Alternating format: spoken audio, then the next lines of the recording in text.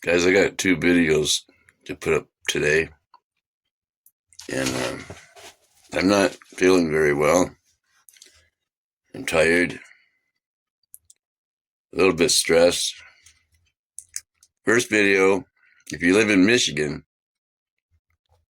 it's I don't remember. He's got two channels: Minutes of Horror and Hours of Horror. I don't know which one this one is, but he shows the flooding in Michigan and the upper Midwest, actually. And coincidentally, you know how it's just coincidental. They want to put data centers there.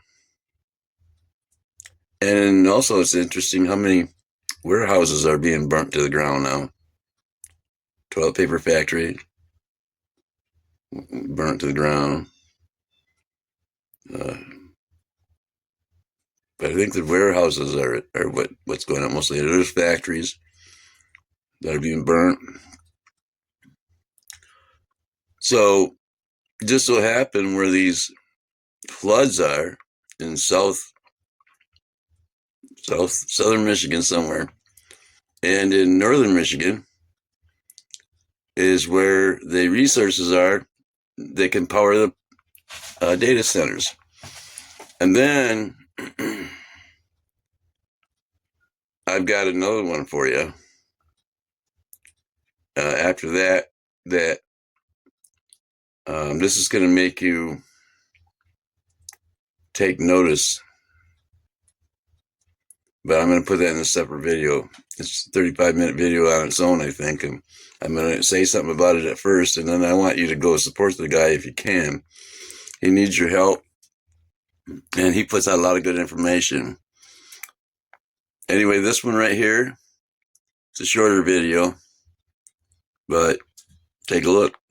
So, is this just a coincidence? I don't believe so one bit, not a chance. Now, if you're not aware, Michigan has currently been facing some very horrific weather events. For example, the weather was so bad between the rain and the snow melting that a levee was breached near Sheboygan, which they said could cause a major problem for thousands, so of course there were evacuations. This happened on Tuesday afternoon. Sheboygan, Michigan is a port city along Lake Huron with 4,800 residents, and again, they were all told to leave their homes. Well, on Wednesday, the sheriff's office lifted that evacuation order, but he told them that because they live near an inland lake, to prepare for a possible significant influx of water that could threaten their houses. But here's the thing, it wasn't just this one location in Sheboygan. Roads were washing out, homes were taking on water, and several other dams had been pushed to their limits as heavy rain and melting snow overwhelmed rivers. Pretty much the whole upper Midwest. You have residents coming out saying they've never seen anything like this before. For example, I'm reading this article from the New York Times. They're quoting this individual, Sam Mazza, who is filling sandbags and trying to protect his son's house in Bel Air. He was quoted as saying, "We've got friends who live there their whole lives, 50, 60 years. They said they've never seen anything like this." And it's not just the residents, but according to the National Oceanic and Atmospheric Administration, Michigan has seen an unusually wet start to spring, receiving nearly twice its average March precipitation. That weather has continued into April, where parts of northern Michigan has already recorded their wettest spring, according to a meteorologist with the Michigan office of the National Weather Service. More than 50 inches of rain had been dumped in a span of 2 days over these locations. It's just been chaotic. So where does the coincidence lie? Well, the locations that are being hit the hardest by weather that nobody has ever seen before just happens to be closely associated with high flow river systems, cool glacial influenced waters, and elements of multi-source power redundancy that could power things like, I don't know, data centers. But here's where things get even crazier, because one of the locations that's being hit the hardest just happens to be Grand Traverse County. There's bridge collapses, states of emergencies. Well, isn't it just such an odd coincidence that a day before Grand Traverse County was hit with weather that no one has ever seen before in Michigan for springtime, they were in the news that Monday protesting this on Saturday. Anti-data center protests were held throughout Michigan over the weekend. They ranged from Traverse City to Lansing and Ann Arbor and Houghton. Here's video from a rally held Saturday in Traverse City.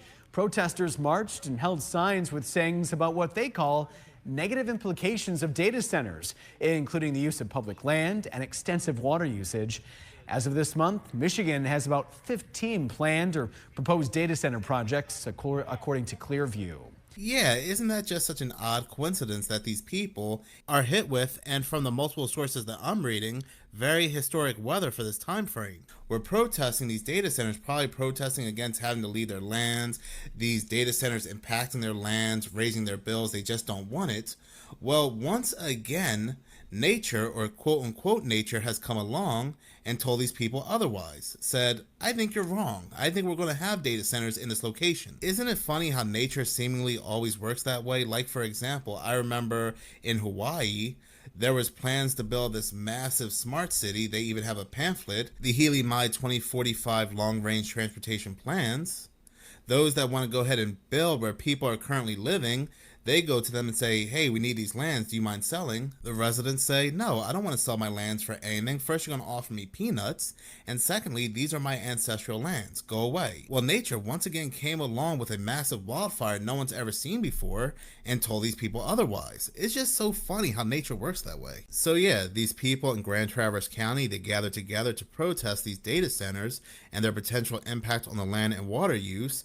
And a couple days later, they're being washed out. But it's not just North or Northwest Michigan either. South Michigan has also been seeing some very horrible weather events recently. And just look at these data centers that are coming. Stargate, Project Portal, Meta, Thor Equity, Samsung Group, University of Michigan, Project Cannoli, whatever that happens to be, Project Flex, and Microsoft. So while these data centers are really gobbling up South Michigan, do you honestly think that these developers and these tech giants are going to leave North Michigan alone, given the fact that it has all these resources that are ripe for their data centers? No, I don't think so. Just look at the data centers that are in South Michigan. They're starting to run out of room, so they got to keep heading north. What these data centers are truly for, I don't know. I do not believe we're being told the truth about their real purpose.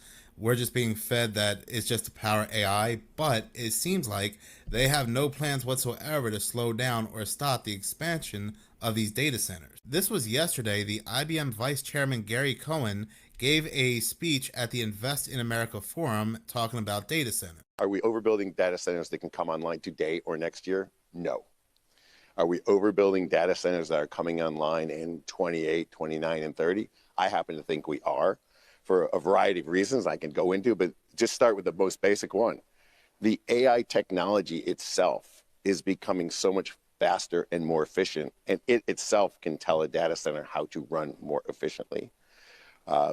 Then you throw in there the whole quantum computing piece. When we get to 29, 30, we're talking about machines that run tens of thousands of times faster than the fastest high-end computing machine today.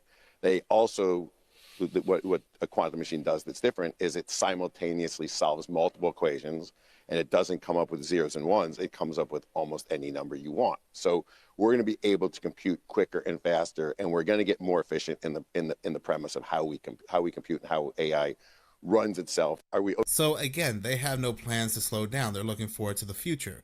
What's more important to them, whatever they're doing with these so-called data centers, or Peepaw and Meemaw, their house that happens to be on top of all these resources that can empower them even further. They see that house sitting on that land and resources as useless. They see that house no different than your average ant pile. That's the truth. Here is Michael Dell at the same forum talking about his fears of slowing down. If I have a fear here, it's that we try to slow it down or regulate it or stop it in a way that ultimately creates an advantage for our geopolitical competitors. Bernie Sanders wants a moratorium on data center building. Yeah, I would. That's not a great idea. I mean, I think we have to be careful about where we put the data centers, right? And I think they could be placed in the right way. And I think there's things that can be done in the energy system to make sure that we do all that efficiently. But ultimately, if we want to advance as a society and when we become more intelligent, right, we need AI.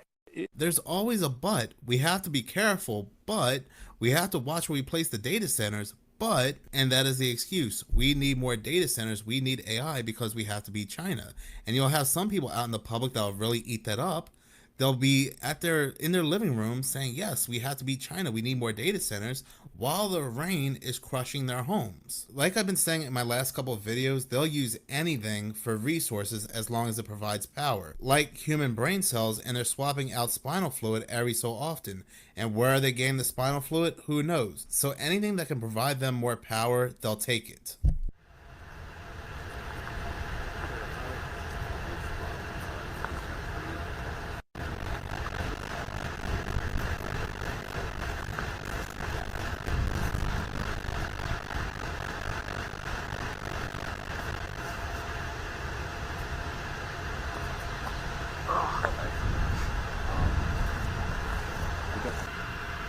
In the summertime, like I said, we like to have our windows open, and it's hard to when you're listening to that all the time.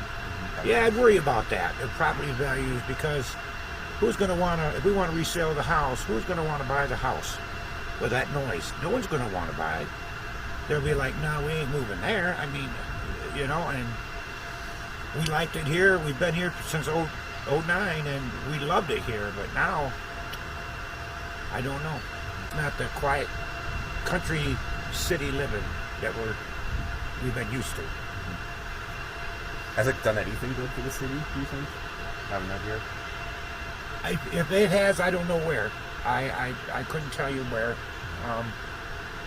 All I know is it's I don't even know for sure. You know, they painted it at one time, and then they changed it up, and they did that, and they put the screens up there, and they just make a noise of it. There's just too much noise.